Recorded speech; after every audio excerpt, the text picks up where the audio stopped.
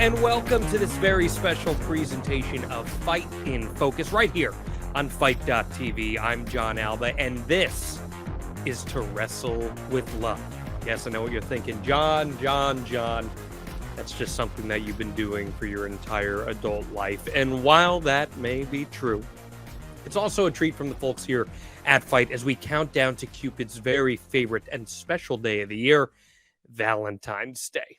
So every day from February 3rd to the 14th, we're going to celebrate some of our favorite pro wrestling married couples from all around the industry by premiering a show that features one or both of the pair. Now, the events can be accessed on demand via FITE Plus. And don't forget, this is one of the best deals that you're going to find in any streaming service. Thousands of hours of content on FITE Plus is at your command for just $4.99 a month or $49.99 for the year. And if that's not enough to convince you to give it a shot, you can try it for 7 days completely free to get access to events from promotions like Impact Wrestling, GCW, and many more that you'll see showcased throughout the course of this special. And make sure you stick around to the very end for a surprise interview with the headliners of To Wrestle with Love, a couple who know quite a bit about being top stars in this wild world of professional wrestling. More on that in just a little bit, though, because for our premiere day, we're showcasing a premier couple in the world of wrestling. Now, Josh Alexander cemented himself earlier this year as the longest reigning world champion in Impact Wrestling history. Be it through technical dominance or his willingness to even get a little extreme, Alexander proved in 2022 that he was able to go to any length in order to remain at the top of the ranks in Impact. But it doesn't hurt that he has the support of another badass in the household up in Ontario, his wife, Jade. A model turned wrestler and manager, Jade Chung became a mainstay in the indie circuit in the mid-2000s and would marry the Walking Weapon back in 2016. Well, we're showcasing them on February 3rd with Impact Rebellion 2022. It's a stellar show top to bottom. Japanese wrestling legend Tomohiro Ishii battles Jonah, and that's just as he was taking the scene by storm in a brutal, hard-hitting affair, while Tasha Steelz puts her Knockouts championship on the line against Rosemary. 2022 was also the year of Speedball Mike Bailey, and you can catch him in action in this one as he danced with Ace Austin and Trey Miguel for the X Division title. But the show is highlighted by Moose and Alexander, as the latter would try and capture the Impact World Championship for the second time in his career. Look what Daddy did. Daddy's champion.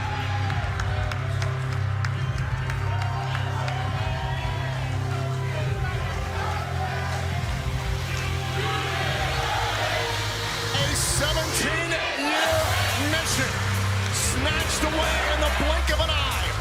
Have the courage to start all over again and prove who you are. Congratulations to the new Impact World Champion, Josh Alexander. I mean, what a moment. One of the best that we saw in all of wrestling in 2022. Again, available just $4.99 a month or $49.99 a year with FITE Plus. But 2022 was also a year of wedding bells for some, including the wrestling couple featured in day 2 of To Wrestle with Love on FITE Plus. Deonna Purrazzo and Steve Maclin tied the knot this past fall after a couple of years of dating and became one of the most decorated married pairs in all of wrestling. The virtuosa has dominated in just about every arena she's ever stepped foot into, while Maclin has reinvented himself in post-WWE life and become one of the top in-ring talents in the country. You can find both of them competing on our featured event on FITE Plus, Wrestling Revolver's Swerve's House show. This went down April 16th of last year in Iowa, where Purrazzo put her AAA Reina de Reinas championship on the line against one of the hottest up-and-comers in all of wrestling, Billy Starks. Meanwhile, Maclin had a chance for a reunion with his former Forgotten Son brethren, Weston Blake, as they battled one of the best tag teams of the last 20 years, Davey Richards and Eddie Edwards. Their own appearances from Swerve Strickland, Athena, and even a spiderweb death match. This is an event you just can't miss. So much skill as tag team competitors in this matchup. Yeah, series of quick tags by both teams. Yeah, keeping it fast-paced, keeping each other fresh. Maclin controlling Edwards' arm in the center of the ring, right where Maclin wants him. Well, that's not the only time you're going to be seeing Wrestling Revolver on To Wrestle with Love. That's because February 5th, Fight Plus is releasing Wrestling Revolver Sunday Fun Bay, showcasing our next couple, Sami Callihan and Jessica Havoc. Callihan and Havoc have been together nearly a decade now, believe it or not. And they actually got engaged in 2021. They've taken the circuit by storm ever since, with both getting big matches at this show from August of 2022. You'll be able to see Havoc wage war in a tag match alongside Billy Starks, battling one of the hottest rising talents of last year in Allie Katch and the unpredictable Alicia Edwards. Callahan, meanwhile, partnered up with then AEW World Heavyweight Champion Jon Moxley as the Switchblades, squaring off with the Unit, JT Dunn and Logan James. Add in a match like the Motor City Machine Guns against the Rascals. Are you kidding me? And Sunday Fun Bay was must-see. To the head of Mox, but Sami throws the chair right into James' face. That'll take a year or two off his life. Oh no. Logan James loaded up. This could be the end of James' and career. Coming down hard. Now, February 6th brings us to one of the most famous couples in all of wrestling, Mike Bennett and Maria Kanellis. These are two of my absolute favorites. Sometimes, what's the right word? Volatile, but always supportive partnership that has not just seen Mike become one of the best wrestlers in the world, but Maria rise to one of the most stoic women in all of the industry. She's been at his side through WWE, Ring of Honor, AEW, Impact, and even beyond that. You could say their dynamic may be a little unique, but it's no doubt effective, and you could see it in action at PPW New Beginnings. That went down January 15th, 2022 from the Signature Training Academy in Pennsylvania. On that show, you'll see Santana Garrett versus Deonna Purrazzo, Hammerstone wage war with Mike Orlando, and then our featured couple, of course, is Mike Bennett has Maria at his side when he takes on one of the true rising stars of indie wrestling, Casey Navarro. That has to be it. Another one. There it is. Oh my goodness. They say That's third gonna time's do a it. charm. He's not done. He's not done. The golden sombrero. Oh, he's hooking it in. 4. Oh my word. That move was once. All right. It's absolutely impossible to be a wrestling fan and not be entirely familiar with the Cardonas at this juncture. Matt Cardona and Chelsea Green are undoubtedly the loudest. I think loudest. That's the right term. They're the loudest wrestling couple in the world right now. Wherever they take their act, the world is sure to take notice, whether it wants to or not, in all actuality. So that, in fact, did happen at GCW The World at the beginning of 22 from the iconic Hammerstein Ballroom in New York City. This is one of the most insane shows you will ever see on Fight Plus, quite frankly. Yes, that's the night Effie faced off with the Last Outlaw, Jeff Jarrett, plus a ladder match for the ages. But maybe the craziest match of the night belonged to Cardona and Joey Janela. The two battled with no rule of law whatsoever and featured cameos galore, with Green playing a critical role in the match, swerving the audience multiple times even. Ultimately, this bout shows why Green and Cardona are a match made in wrestling heaven. Figure she's on your side at that point. A devious person is Chelsea Green. Chair to the face, and now Chelsea holding that chair in front of a prone Janela in the corner. Oh, don't Spider-Man these people. That's not rolling dice. Oh! And again, that is available for just $4.99 a month, $49.99 for the entire year, or you can try Fight Plus for free with our exclusive 7-day trial. Well, for February 8th on To Wrestle with Love on Fight Plus, we stay with GCW and talk about one of the best wrestlers on planet Earth today. I am talking, of course, about Speedball Mike Bailey. He took advantage of his return to the United States by being one of the most active performers in the country last year. And at his side was his brand new wife, Veda Scott, a great wrestler in her own right, but someone who turned her focus to commentating last year. And let me tell you, she rocked it, becoming one of the most trusted voices in all of indie wrestling. She called the action as her husband tore it down across the country and with stars from all different eras, like at GCW Till Infinity on New Year's Eve from Atlantic City, where Speedball wrestled his last match of the year against wrestling legend Too Cold Scorpio, of all people. You can hear Veda crush the call on the entire show, of course, as she provides commentary for Maki Ito versus Allie Katch, Willie Mack versus Starboy Charlie, and much more.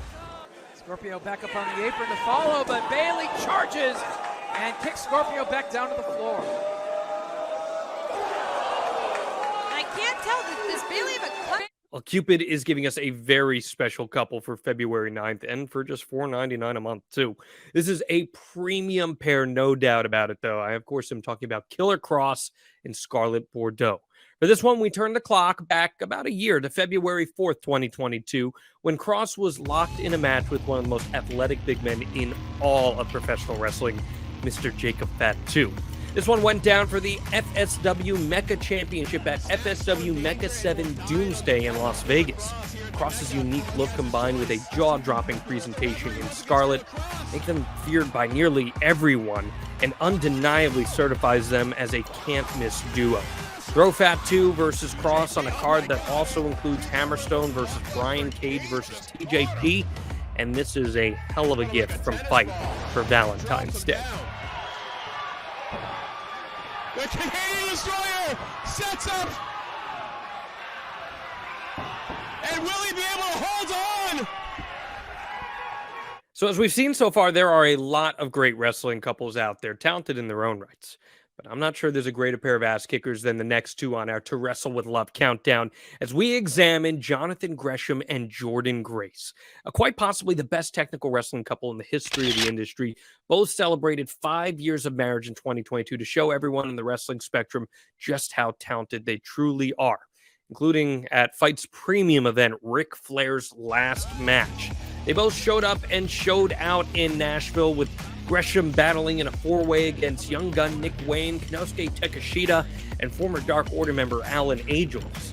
Grace, meanwhile, would put her Impact Women's World Championship on the line against two of the greatest women's stars in the industry today, Deonna Purrazzo and Rachel Ellering. Greatness on display in a show honoring the greatest of all time. By Ellering. And now Grace fires off. Okay, into the midsection. All right, thinking about the Queen's Gambit. Purrazzo trying to, and broken up. Oh, slaps. Little back fist that time. Wait a minute. The champion. Oh, the Grace driver. 1, 2, and it's broken up. Oh, now Ellering to surprise the champion. Oh, a kick out. Oh, look at this. Oh, she's got it locked in. Rear naked choke here by Grace. And Purrazzo nowhere to be found to try to break this up. What's Ellering going to do? Well, for the February 11th edition of To Wrestle with Love on FITE Plus, we turn our attention back to Impact Wrestling. Eddie Edwards is an Impact Wrestling icon, be it as a tag team star or even as a singles guy. But he's not a single guy at all. He's been married to Alicia Edwards for going on 8 years now. Both have been ingrained with Impact for the better part of the last 15 years and have stuck by each other's side. Alicia has even accompanied Eddie to the ring on multiple occasions, including at 2021's Victory Road pay-per-view. There, Eddie teamed with Sami Callihan to go toe-to-toe with W. Morrissey and Moose. This show was during Christian Cage's memorable run as Impact Champion, where you can see him defend against one of the best high flyers out there in Ace Austin. But it was a tough match for Eddie and Callihan, though, even with Alicia in their corner. Small steps ahead into the waiting arms of W. Morrissey.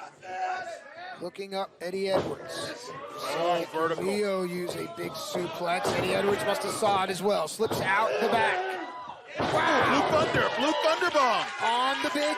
There's something just so exciting about that old school style of pro wrestling, and few couples encompass it more than Tom Latimer and Camille. These two tore it up, not just in the NWA in 2022, but all around the country, as a matter of fact, as the Nashville-based newlyweds showed they are forces to be reckoned with in their own right. You can catch them in action as part of To Wrestle with Love on FITE Plus at the MAW High Stakes show from July of 2022.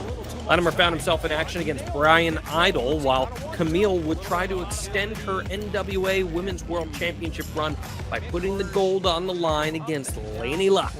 By the end of the night, there was no doubting the prowess of two of the baddest performers in all of wrestling. I don't know how wide this is. Oh, that's why. It's got her on the trio wall. Yep. And she is nailing Laney Luck with those boots to the midsection.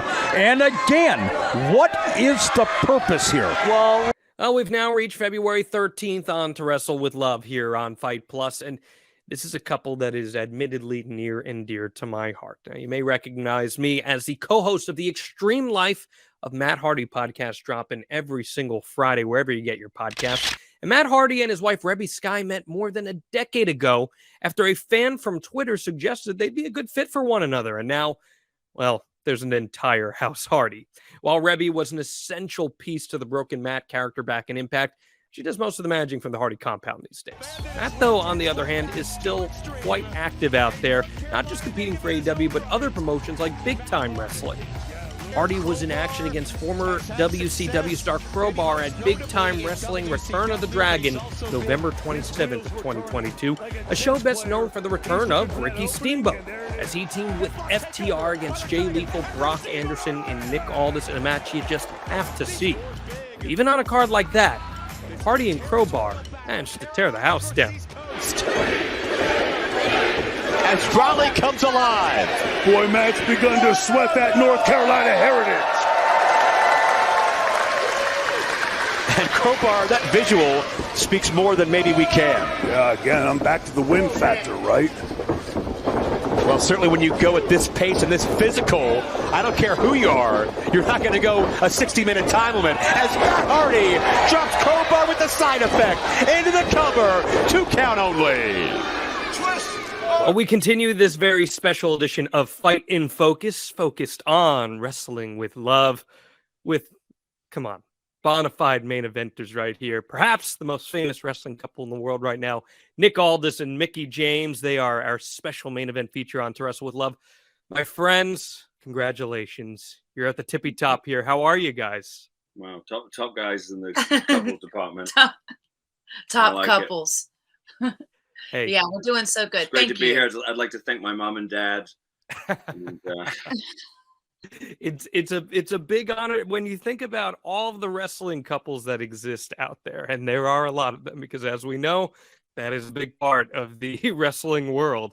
You guys have really been one of those shining examples where, great family, 2 top-tier performers, and doing it at a very high level. So I got to ask the juicy questions. My bosses at FITE have asked me to ask the juicy questions here, so I got to bring that on to you guys.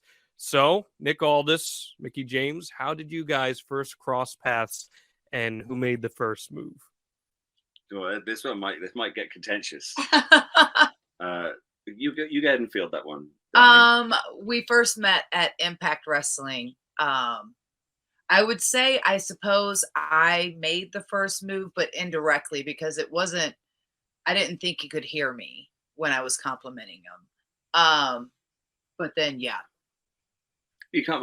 You're not going to go into. Well, you want me to take it from here? He loves telling the story, so go ahead. So, tell the story. So, sorry, our dog is jumping in as well because it's not really. It's never really just the two of us. Even when our son's at school, it's never just the two of us. When this was what 2010. Yeah. So. Mickie had come in, and obviously I knew who she was and was familiar with her, but I'd never seen her in person.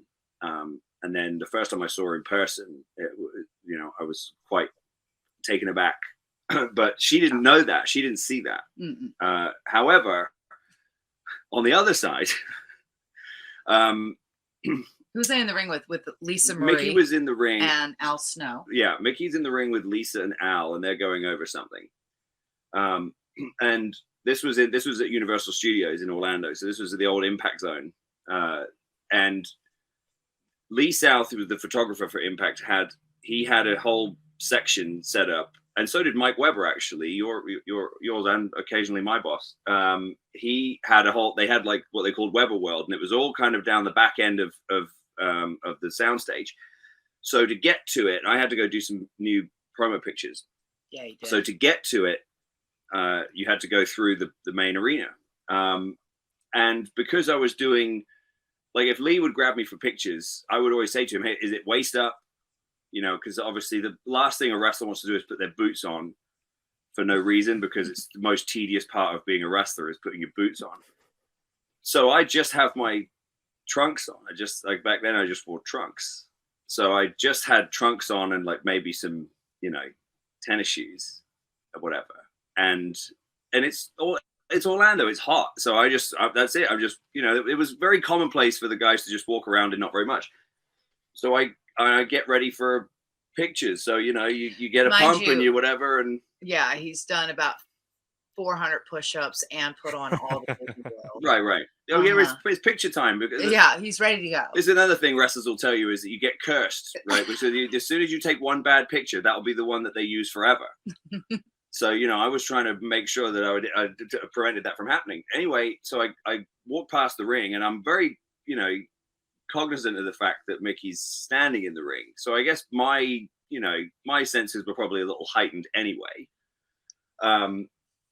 But Mickey has no concept of her own volume. Like, she doesn't have an inside voice. She doesn't she's not the most subtle person in the world at the best of times. I'm not a good whisperer. But when we go, I walk past the ring, and I'm probably got about maybe 10 paces past the ring to where she thought I was out of earshot, which maybe would have been the case for a normal human.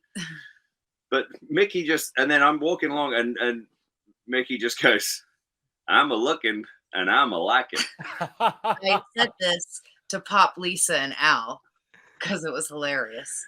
And it was like everybody honest, in the building heard her say it. It was one of those, those moments where just there happens to be a lull in everybody's conversation, and you say something that you thought no one else could hear, and then suddenly everybody heard it. It was one of those. So sort of everyone sort of goes, including me. I turn around and my favorite part of that was I remember Al Snow just standing there like with his head in his hands, like, oh my god. Poor Al Snow. And then she's mortified. It was pretty hilarious. Lisa, of course, is just like dying laughing. And I just so I just have a little pep in my step, and I just go on about my business. But then obviously after that, it was a little bit easier to break the ice. Yeah. I was going to say, like, the hardest part of flirting or trying to get someone's attention is knowing how to be smooth and break that ice in a way. I mean, Mickey, you broke those barriers down right away. Did that make it any easier? It was not subtle. Yeah, I suppose. I mean, I guess it did. I think that I had seen him backstage a few times, and I was like, Nick has a tendency to walk like this. Right with it. So we didn't really have that much of a conversation. And so but then he came out all geared up and ready to go. And I was like, oh, yeah. But it was mostly the pop. It eliminated any doubt. It was also mostly because with all things in my life, I live for the pop. And I was trying to pop Lisa and Al as well. And thought it would be hilarious. But I did say it much louder than I thought I said it. It's like you're doing it for the pop, but also, hey, just living on a square here. Just So where was the first official date? Our first official date, because we were in Orlando, was at Carrabba's, I would say. Carrabba's was our first official date. Well, I suppose just you and I. You and I, like, actually going on a date, not just like catching up. But we first went to go hang out. Money was tighter back then, John. Listen, I lived in Orlando. If there's anything that is romantic about Orlando, it's that there's chain restaurants everywhere. So I was only on my second contract. So, Well, I think too is like everybody, the go-to place was Ale House. It was right there on iDrive. All the things. So we'd always go to Ale House, or we'd always go to Fridays. The first time we actually had like a real conversation was at Fridays with a group of friends of ours. And I was like, oh, he is nice and he's smart. And, but our first official date, I would say it was the Carrabba's on iDrive, so it was close, but not too close. We had a tendency to deliberately try to find places that we would know that no wrestlers would be there. Right. I got sick of going to the Ale House because it was a lot. It was a whole experience. Well, and fans too. You have to remember, it's awkward.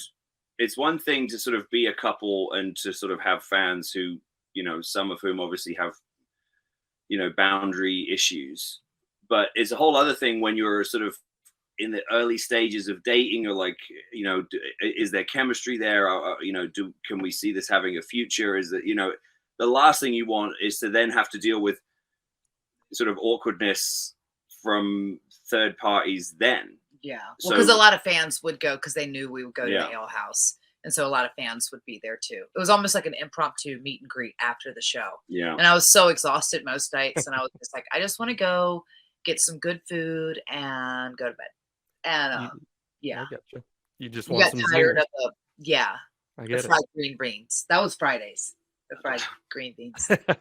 It's nice to hear a wrestling couple not meet or have dates at Waffle House immediately right off the bat. So Yeah. varying it up, that's all good. I appreciate We that do have about a you guys. Waffle House story. You want me to tell him, babe? I love Waffle House. No, just kidding. He does love Waffle House. Get that pecan waffle. There you go. So the Waffle House story she's referring to is I achieved a level of drunkenness that is that's rare enough to get kicked out of a Waffle House. Yes. He was totally pretty, but pretty difficult to do. Not for fighting or anything no, like that. not fighting. For- Just literally being so hammered. He almost that fell they went, asleep "You in need his to- waffle." You need to get rid of it. Yeah. Face down on the Waffle House It was table. a night. Yeah. Yeah. That And was Mickey, you're like, that's my guy. That's my We had a limousine that night. That's my man. I love that. I love that so much. The wrestlers taking advantage of free stuff and then being completely awful bastards about it. Well, so you guys are in a unique position because then you're pro wrestlers on a pretty widely watched television show and you're in the public eye. How do you go about, and even maybe recalling from some of your peers' experience as well, how do you go about walking that line of, do we take this public? How much of our private life do we put in the public forum? Yeah, I feel like we do a pretty good balance of that. And even like bringing work home all the time, you have to separate that.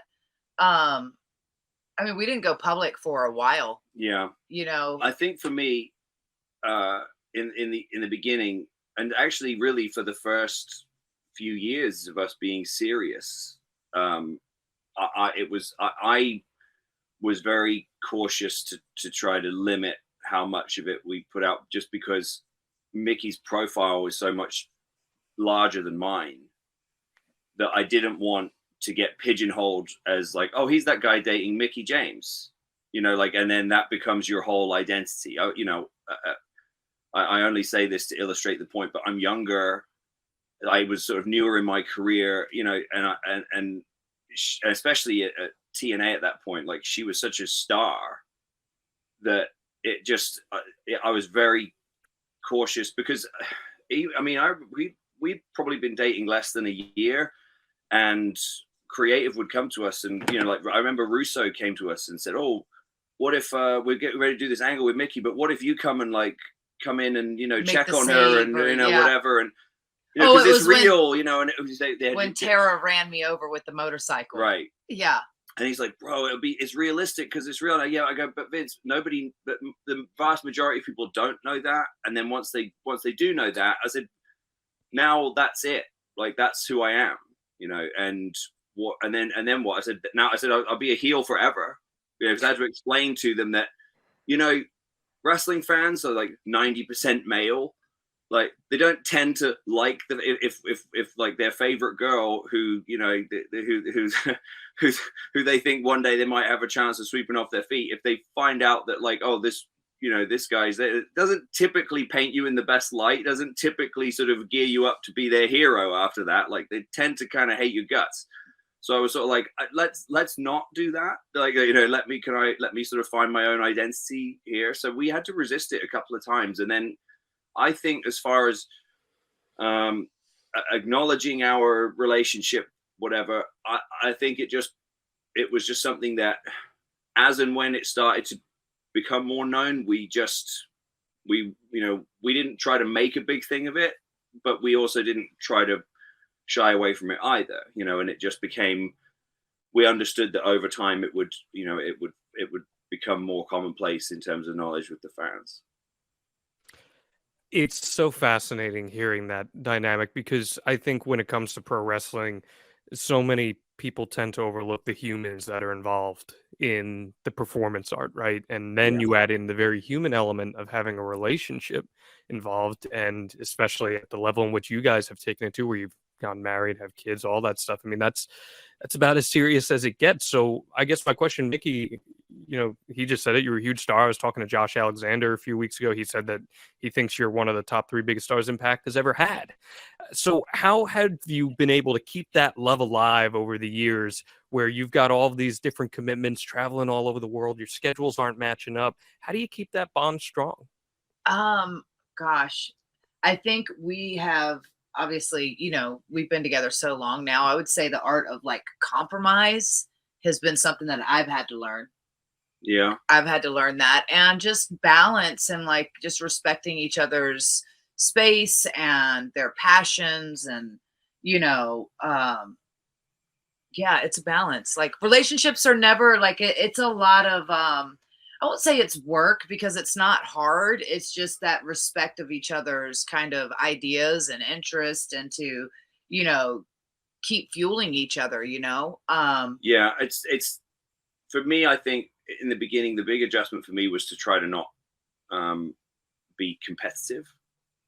Like compare careers. Yeah, and which is why I was very, very cognizant to try to sort of establish my own identity and carve out my own, and make my own decisions too. I see a lot with other couples where you can tell that maybe some of their professional decisions have come based on the partner, and not to say that it doesn't factor into our decision making, but ultimately, like your professional decisions have to be an individual thing, because otherwise, in my opinion, I think you open up so much possibility for resentment down the line. Because if for example, like when Mickey went back to WWE, for example,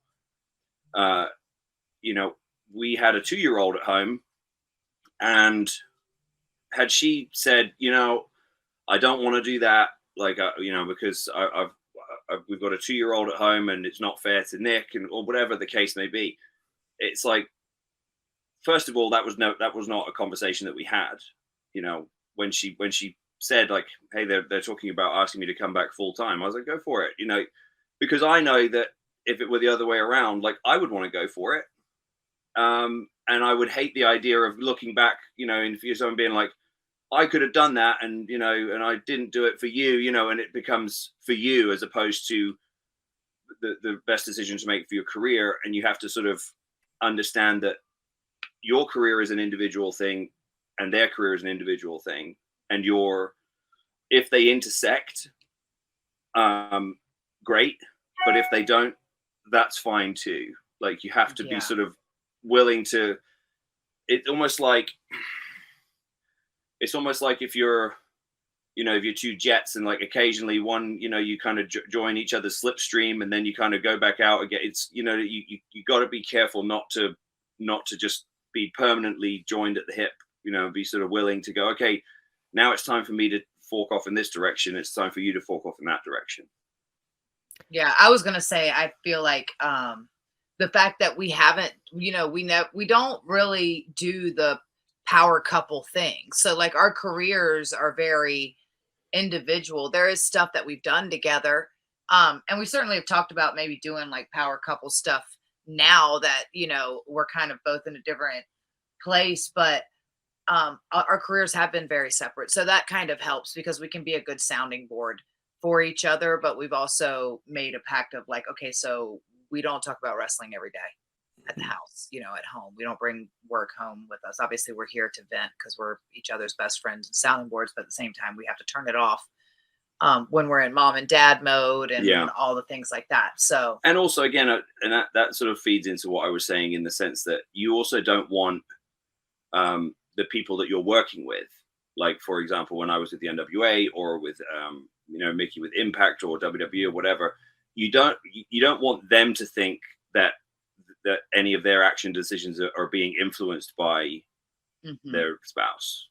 Like it's a political industry at the end. Right. Political, or as if there's like some obligation of like, oh, they have to use the other. Yeah. Or anything or if like they, or if I would always want to think that, for good or bad, a decision I made or an action I took, I want those people to know that I made that decision. It wasn't, oh, Mickey told him to do that, or Mickey got in his ear and influenced that. And I think we've done a pretty good job of that. I don't think that there's I'm sure. Look, there's always going to be certain situations where perception is different to reality, but for the most part, I think most people that we have professional relationships with understand that we're our own people, and if they want to work with both of us, then it has to be a conversation with both of us.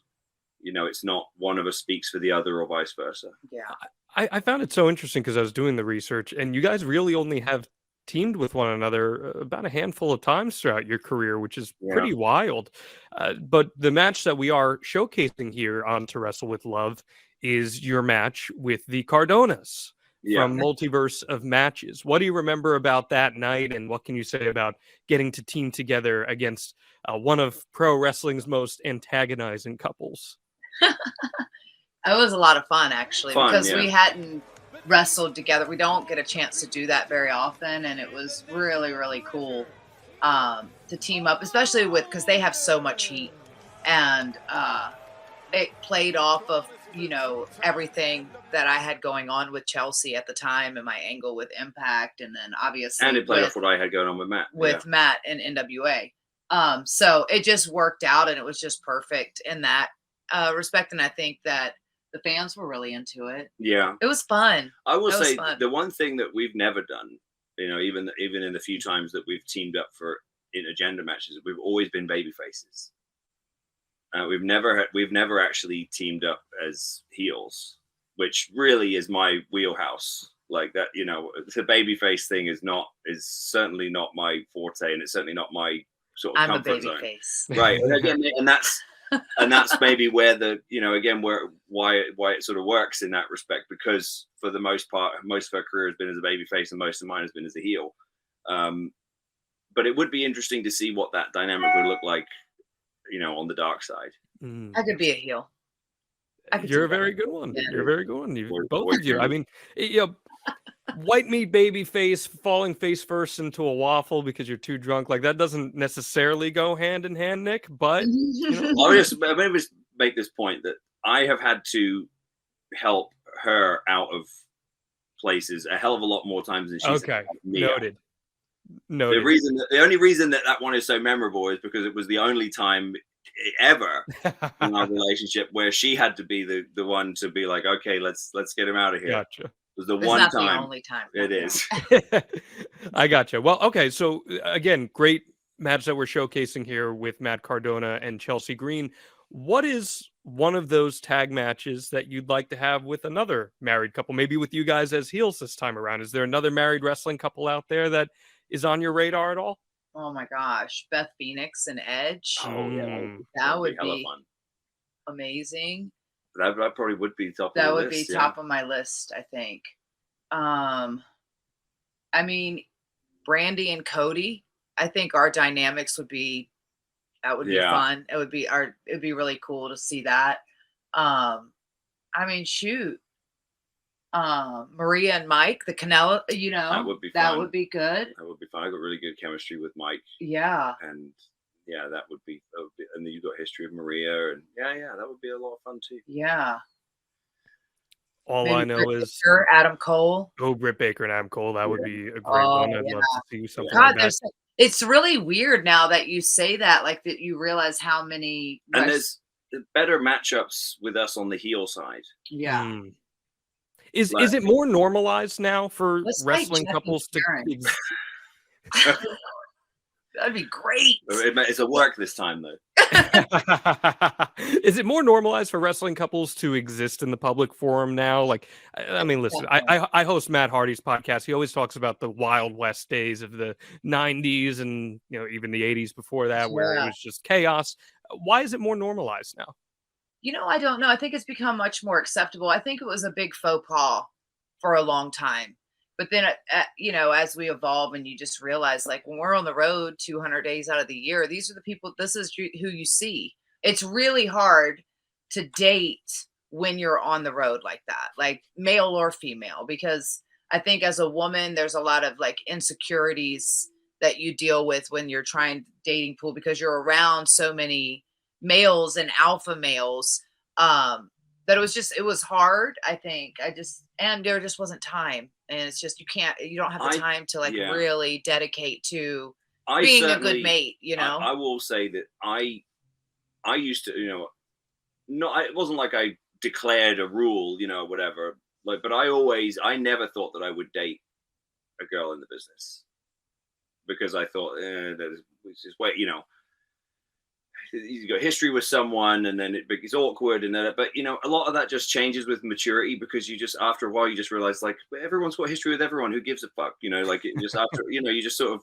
it's like, it's on FITE. I can say what I want. Oh, you can say whatever you want, brother. It's like, but you know what I'm saying. After a while, you sort of realize, like, because obviously, look, the unpleasantness for me, in the beginning comes mostly from fans, not from the boys.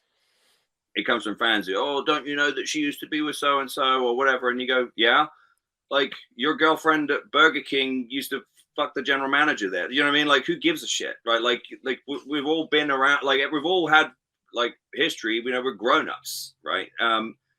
But I think, as far as to answer your question, like, there are pros and cons, but if you're a lifer, like we both got into this business when we were teenagers.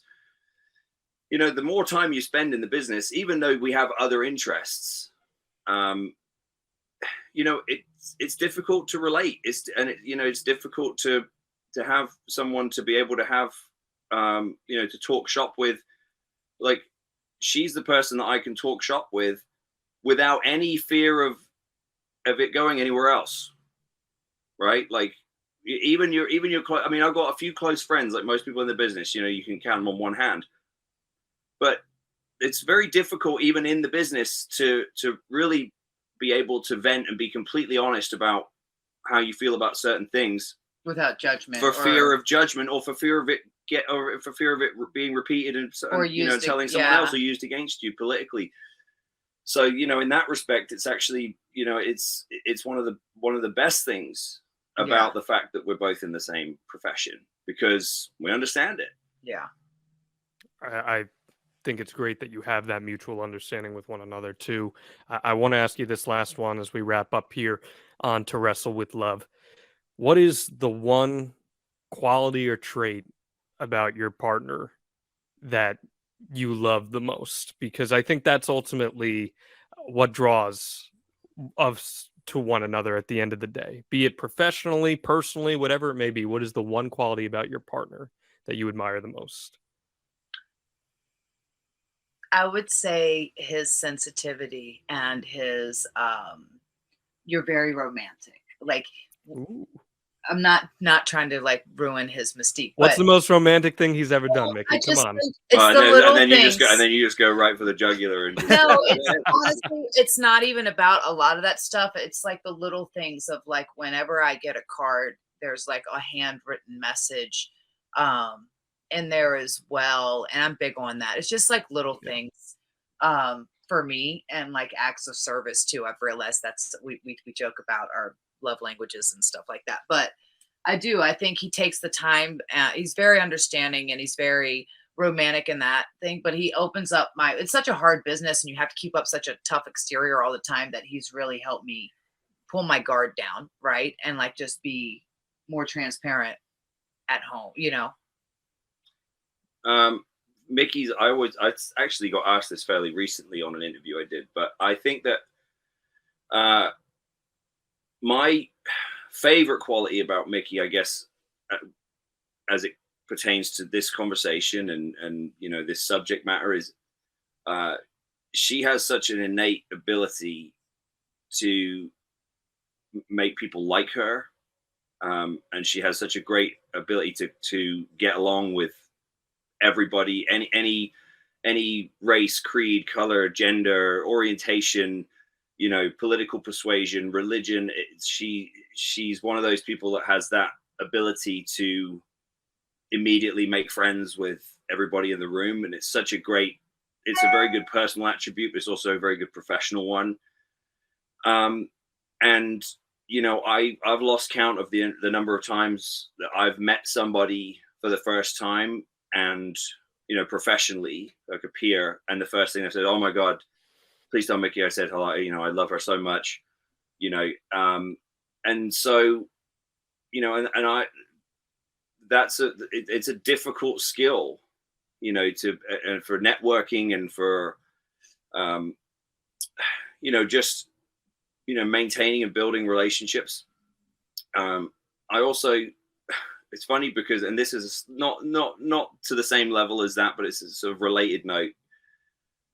In recent years, a lot has been made of my clothes, right? The suits and the, you know, the way that I would dress, and people would a lot of the time, one of the first things that gets mentioned about me as far as sort of my, you know, presentation stuff is I really like the way he carries himself, presents himself like a champion. And, you know, well, I got a lot of that from Mickey, because in the beginning, you know, not that I was dressing like a scrub, I've never been that way, but, you know, there'd be times where, you know, we'd be getting ready to go to the airport. It's 6 o'clock in the morning, but Mickey's, you know, full hair and makeup, jewelry, clothes, like accessories, you know, and because she had it that, would make him crazy. Because she had that mentality of like, hey, only because I was always late, and I still am. Well, yeah, late. that's a separate issue. but it's like that. It's like the Jimmy Hart thing. Like, hey, as soon as you look like one of them people in the stands, you may as well be one of those people in the stands. And I'm not. It's not the only reason that I sort of went down the road, but I do think that it was an influence. Yeah. Because it was something that she's always done. You know, she's always presented herself like a star, and always, you know, carried herself like a star. And that's, you know, I wish we need more of that in pro wrestling. Mickey, is he still looking as good as he did on that first day when you? Yes, always. Okay. Just needed to. I'd say he's looking even better these days. Like I said, those pictures, you never need an excuse to look good, Nick Aldis. I promise you that. And you're always rocking those suits. I appreciate that. And I appreciate both of you, our all-star couple of To Wrestle with Love right here on Fight in Focus. Mickey, congratulations on the amazing run that you've had. You're just crushing it right now. Got to show it. Come on, show it. There you go. Exactly. Yeah, I don't know if you've seen her. There you go. I love to see that. And Nick, congratulations to you. You've really put yourself in a position to succeed in this industry, and there's a lot of exciting things ahead for you.